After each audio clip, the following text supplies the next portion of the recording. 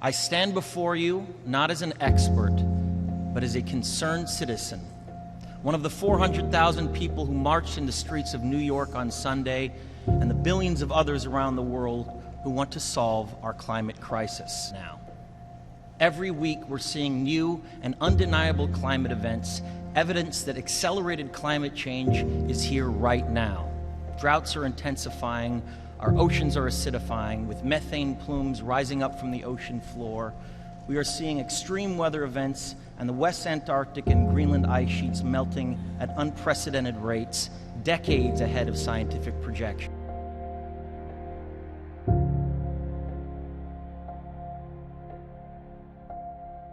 What are you hoping to achieve? Well, we want to create 100% clean energy. We need to make a transition in this country. We need to show leadership, and that's what we're here to represent. We're on this way. What do you say to critics who say you go on yachts, you're traveling, and then here you are trying to get climate change? Got to get the climate march moving. Sorry.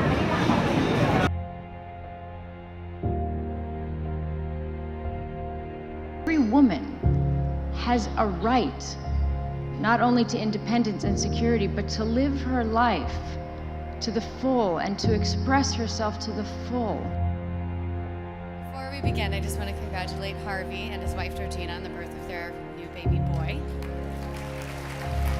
Harvey gave us just what we needed, another hymn. Finally, I'd like to thank Harvey Weinstein, the Punisher, that's his nickname, the Punisher. The board of directors of the Weinstein Company issuing a statement overnight saying, in light of new information about misconduct by Harvey Weinstein that has emerged in the past few days, his employment was terminated effective immediately, a dramatic turn for one of Hollywood's most powerful players.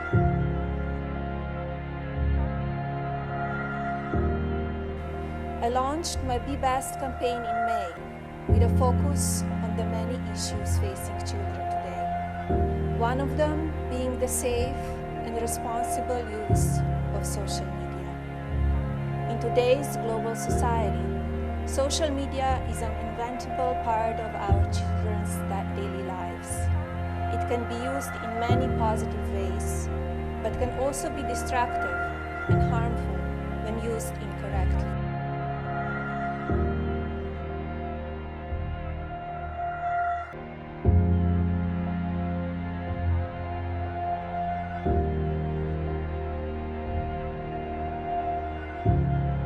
There is something profoundly wrong when we have seen in recent years a proliferation of millionaires and billionaires, while at the same time millions of Americans, folks here in New Hampshire, Vermont, are working 2 or 3 jobs, and we have the highest rate of childhood poverty of any major country on earth.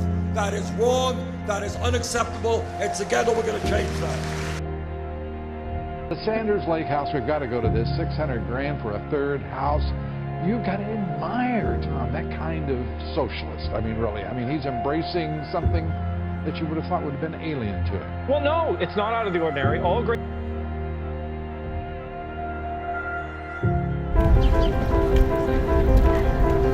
It's easy to idealize life on a university campus. It's data that we collect for ourselves. Intellectual discussions, debating ideas. A student protest turned into a riot after campus conservatives invited Milo Yiannopoulos to speak. He's a far-right commentator critical of feminism and Islam. It's not free speech, it's hate speech. Some call it mob censorship. Others would probably say it's activists trying to affect change.